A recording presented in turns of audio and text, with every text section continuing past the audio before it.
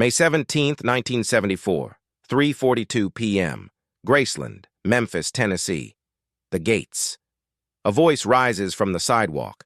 Not loud, not professional, just real. Someone is singing.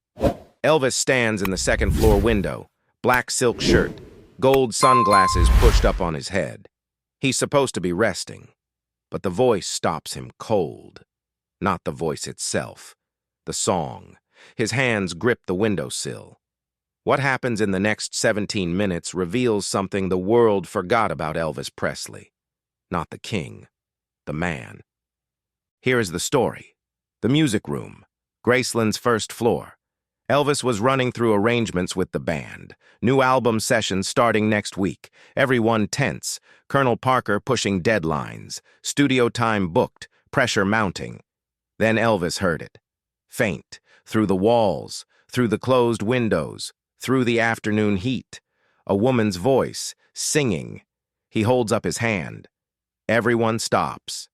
Charlie Hodge looks confused. "What is it, boss?" Elvis doesn't answer. He walks to the window, pulls back the heavy curtain, peers through the glass. The gates stand 50 yards away, ornate iron, musical notes welded into the design. A crowd gathers there most days, fans, tourists, photographers, the usual assembly. But one woman stands apart, 30 feet from the gates, on the public sidewalk, not pressing against the iron like the others, just standing, eyes closed, singing. Her name is Margaret Holloway, age 41, from Tupelo, Mississippi. Elvis's birthplace. She drove 3 hours to stand there, not to scream, not to beg for autographs, not to take pictures, just to sing. The song she chose wasn't one of his hits. Not Hound Dog, not Can't Help Falling in Love, not Suspicious Minds. An old gospel tune. Where could I go but to the Lord? The same song Elvis's mother Gladys used to sing when Elvis was 7 years old, in a shotgun shack in Tupelo, before fame, before money, before everything changed. Elvis's jaw tightens at the window. Red West steps beside him. "Boss, you want me to?" "No." Elvis's voice is quiet, almost a whisper. "Let her sing." The band members exchange glances. They've seen Elvis in many moods. Angry, joyful, restless, manic, depressed. But this is different. This is something else. Quick thought. Have you ever heard a song that transported you instantly to childhood? Drop a comment.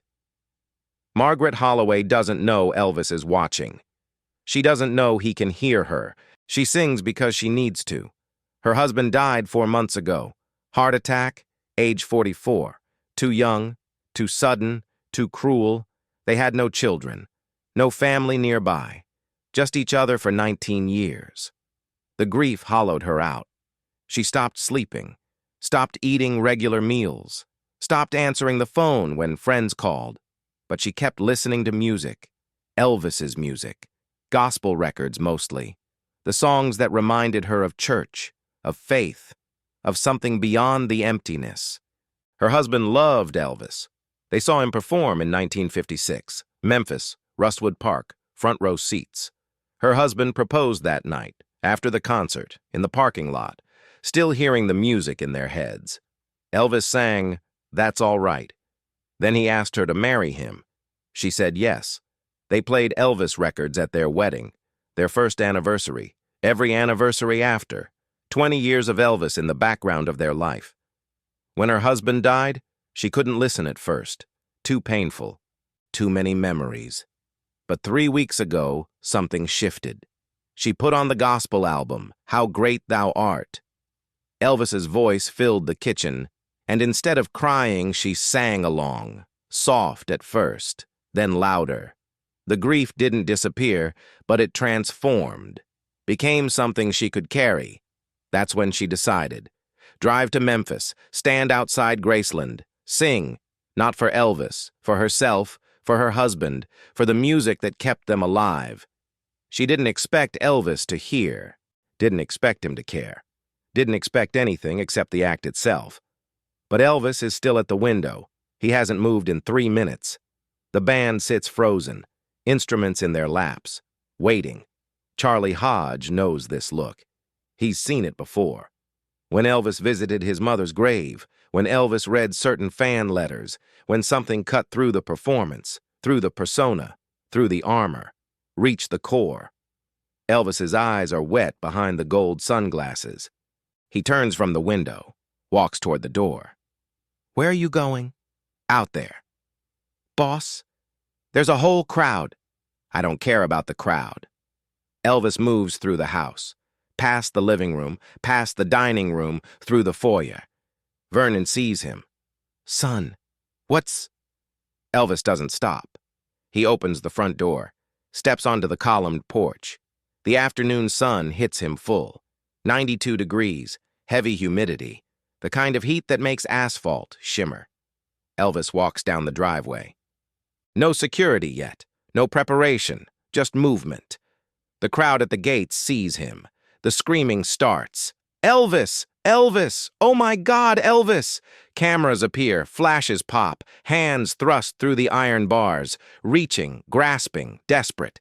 But Elvis isn't walking toward them. He's walking toward Margaret. She hasn't noticed yet.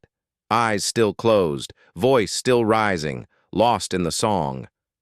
Where could I go but to the Lord? Elvis reaches the edge of Graceland property. The public sidewalk is 10 feet away. No fence here, no barrier, just grass and concrete. He steps onto the sidewalk. Now Margaret hears the commotion, her eyes open. Elvis Presley stands 3 feet from her. Not on a stage, not behind gates, not in a photograph. Real, close, present. Her voice dies in her throat. She tries to speak. Nothing comes out. Elvis removes his sunglasses. His eyes are kind. Don't stop. What? Your voice falters. Don't stop singing. I can't. Please. There's no command in it. Just request. Margaret's hands tremble. She takes a breath. Begins again. Her voice cracks on the first word, steadies on the second. Elvis closes his eyes. Listens. The crowd at the gates has gone silent. Cameras still flashing, but no one screaming now, just watching. Security rushes out of Graceland, Red West in the lead. But when they see Elvis's face, they stop. Don't interrupt. They form a loose perimeter, keeping distance, keeping space. Margaret sings 3 verses. When she finishes, she's crying. I'm sorry, I didn't mean to. Elvis steps closer. What's your name? Margaret. Margaret Holloway. Where are you from, Margaret? Tupelo. Elvis's entire body softens. My mama sang this song. I know. You knew her? No. But I know the song meant something to you. It still does. Silence hangs between them. 3 seconds. 5. 10. Then Elvis asks something no one expects. Will you sing it again? Here? Right here? Margaret looks at the crowd, the cameras, the security, the impossible situation. I can't perform like that. I'm not a singer. You're just honest. That's rarer than talent. She searches his face, looking for the joke, the performance, the king playing his role. But there's none of that. Just a man asking for a song. She closes her eyes again. Sings. This time Elvis sings with her, not loud, not performing, just harmony. His voice blends with hers.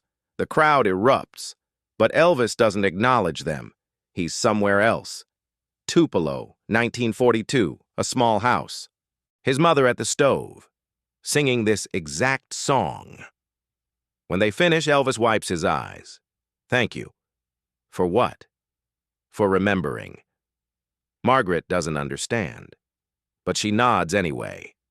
Elvis reaches into his pocket, pulls out a folded piece of paper, hands it to her. Come to the house tomorrow, 2 o'clock. Bring this. Before she can respond, he turns, walks back toward Graceland. Security follows. The gates open. He disappears inside. Margaret stands alone on the sidewalk. The crowd descends on her. Questions flying. Cameras in her face. But she doesn't hear them. She's staring at the paper in her hands, unfolds it carefully. 5 words in Elvis's handwriting. For Margaret, from a friend. The next day, May 18th, 1974, 2 p.m. exactly. Margaret stands at the gates, paper in hand, heart hammering. Security checks the note, nods, opens the gates. She walks up the driveway. The front door opens before she reaches it. Elvis stands there, blue jumpsuit, no sunglasses. Come in. The house feels like a museum and a home, simultaneously. Elvis leads her to the music room. Sit. She sits on the white couch, hands folded in her lap. Elvis sits at the piano, the same piano where he wrote many hits, where he worked out arrangements, where he found solace on sleepless nights. You said your husband passed. Yes. How long were you married? 19 years.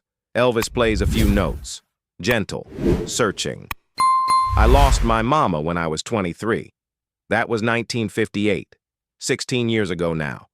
It doesn't get easier, just different. That's what people keep telling me. They're right. But that doesn't help much, does it? No. Elvis continues playing. The melody of Where Could I Go? But to the Lord. When did you decide to sing outside my gates? I didn't decide. I just drove here. When I arrived, the song came out. That's the purest kind of music, the kind that has to escape. I wasn't trying to get your attention. I know. That's why I came out. Margaret doesn't follow. Elvis stops playing, looks at her directly. Do you know how many people stand at those gates every day? I saw the crowd, hundreds, sometimes thousands, all wanting something. Autograph, photo, moment, memory. And I give it when I can. But it's not real. It's transaction. They want Elvis. I give them Elvis. Everyone happy. Everyone performing. He returns to the keys. But you weren't performing yesterday. You were living. That's rare at my gates. That's rare anywhere in my life. Silence fills the room. Just the piano. Then Elvis stands. Come with me. He leads her upstairs, to a small room. Not the master bedroom, not the famous spaces. A personal room. Shelves line the walls, books, records, photographs. Elvis pulls a record from the collection, hands it to her. His gospel album, How Great Thou Art. This won a Grammy. 1967. Only Grammy I ever won for recording. Not for Hound Dog, not for Jailhouse Rock, for gospel. He smiles. Tells you something, doesn't it? That the real you is in the gospel. The real me is in the search. Gospel is where I search loudest. He gestures to the record. Keep it. I can't take this, I have 19 copies. Keep it. Margaret holds the record like it might shatter. Why are you doing this? Elvis sits on the edge of a chair. Because yesterday you gave me something I can't buy, can't hire, can't manufacture. You reminded me why music matters. Not for fame, not for charts, for survival, for grief, for love, for the things that don't fit in words. He stands again. And because my mama would have liked you. Tears stream down Margaret's face now. Elvis hands her a tissue. They talk for 47 minutes, not about Elvis's career, about Tupelo, about mothers, about loss, about faith, about the songs that carried them. When Margaret finally leaves, Elvis walks her to the gates. The crowd has gathered again. But this time he doesn't perform. He stands beside Margaret. This is my friend Margaret. She has a beautiful voice. If you hear her singing, listen. Really listen. Then he hugs her. Not a publicity hug, not a fan service hug, a real embrace, the kind you give someone who reminded you why you're human. Margaret drives back to Tupelo, the record on the passenger seat, the memory in her chest, the grief still present, but lighter now, transformed. 3 years pass. August 16th, 1977. Margaret hears the news on the radio. Elvis is dead. She pulls the car to the side of the road, sits in silence. Then she plays the record he gave her, How Great Thou Art. His voice fills the car. She cries. But she also smiles because she knew him differently, not as the king who died too young, as the man who stopped to listen 7 years later. Margaret is interviewed by a local Mississippi newspaper. They're doing a retrospective on Elvis. The reporter asks about her encounter. "Did Elvis really sing with you on the sidewalk?" "Yes." "What was it like?" "Like being seen, really seen, not as a fan, as a person." The article runs on page 6. Small circulation, not many people read it. But those who do remember it, because it's different from the other stories. No excess, no spectacle, just simplicity. 2 people. 1 song, a moment of mutual recognition. 15 years later, Margaret is 66. She's invited to speak at an Elvis convention in Memphis. Small event. Dedicated fans. People who collect stories like artifacts. She tells the story of May 17th, 1974. When she finishes, the room is silent. Then someone asks, "Do you still have the record?" "Yes." "Do you still sing?" "Every day." "What do you sing?" "Gospel mostly. And sometimes I sing for people who are grieving. At hospitals, churches, anywhere someone needs to hear that survival is possible." The audience applauds. But Margaret doesn't feel like she's done anything extraordinary. She just followed where the music led, the way Elvis taught her. December 2003. Margaret Holloway dies, age 70, peaceful, in her home in Tupelo. The record Elvis gave her sits on her shelf. In her will, she donates it to the Elvis Presley Birthplace Museum. It's displayed with a small plaque. Given by Elvis to Margaret Holloway, May 18th, 1974, a reminder that music is for the living. Today, that record still sits in Tupelo. Visitors walk past it. Most don't know the story, but some stop. Read the plaque, ask the docents, and the story gets told again. About the day Elvis heard a widow singing, stopped his session, walked through the gates, listened. Not because he had to, because she was honest. And honesty, Elvis knew, was rarer than fame. Quick thought, have you ever met someone famous who surprised you by being genuinely kind? Drop a comment. There's something we miss about Elvis in all the Vegas footage, the jumpsuits, the final years. We forget he was, first and foremost, a listener. He absorbed music from black churches, white gospel groups, country radio, blues records. His genius wasn't just performance, it was synthesis. And synthesis requires deep listening. Margaret reminded him of that. On a random Thursday, in unbearable heat, outside the gates of the most famous house in Memphis. She didn't bring a sign, didn't bring a camera, didn't bring expectations, just a song. And Elvis recognized it for what it was, not performance, prayer. The kind of prayer that says, "I'm still here, I'm still breathing. The music keeps me alive." And he responded the only way he knew how, by singing back.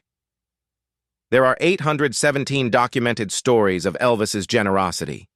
Cars given away, hospital bills paid, houses bought for strangers, jewelry handed out like candy. But Margaret's story doesn't fit that pattern. Elvis didn't give her money, didn't give her a car. He gave her recognition, the acknowledgement that her grief mattered, her song mattered, her existence mattered. In a life surrounded by crowds, Elvis was often alone, performing for thousands, isolated from all. The gates kept people out, but they also kept Elvis in. When he walked past those gates on May 17, 1974, he wasn't breaking protocol. He was breaking free, even if only for 17 minutes, even if only for one song. And Margaret, standing on that sidewalk, wasn't trying to capture Elvis. She was trying to survive. The fact that their survival intersected for one afternoon? That's not celebrity magic. That's human connection. The kind that transcends fame, wealth, and public persona. The kind that says, "I hear you, I see you, you're not alone." We spend so much time analyzing Elvis's death. The pills, the weight, the isolation, the decline. We should spend more time remembering moments like this, when he was fully alive, fully present, fully human. Margaret knew that Elvis, Not the king, the man who wept at gospel songs, who missed his mother every day, who understood that music wasn't entertainment, it was oxygen. And when he heard someone singing just to breathe, he stopped everything, walked outside, joined them. That's the Elvis the world needed. That's the Elvis Margaret found. And for 17 minutes on a Memphis sidewalk, they reminded each other why survival is sacred, why music is medicine, why listening is love. The gates of Graceland still stand. Tourists still gather, cameras still flash, but if you visit on a quiet afternoon, sometimes you can hear it. Not from the house, from the sidewalk, someone singing. And if you listen closely enough, you might hear two voices. One from 1974, one from Tupelo in 1942, both searching, both finding, both remembering that music was never about stages or spotlights. It was about standing in the heat with someone who understands, and singing because you must, not for applause, for survival. Like I said, subscribe if these stories mean something to you. This is what we do here. We remember the man, not just the myth. And unfortunately, they don't make men like Elvis Presley anymore.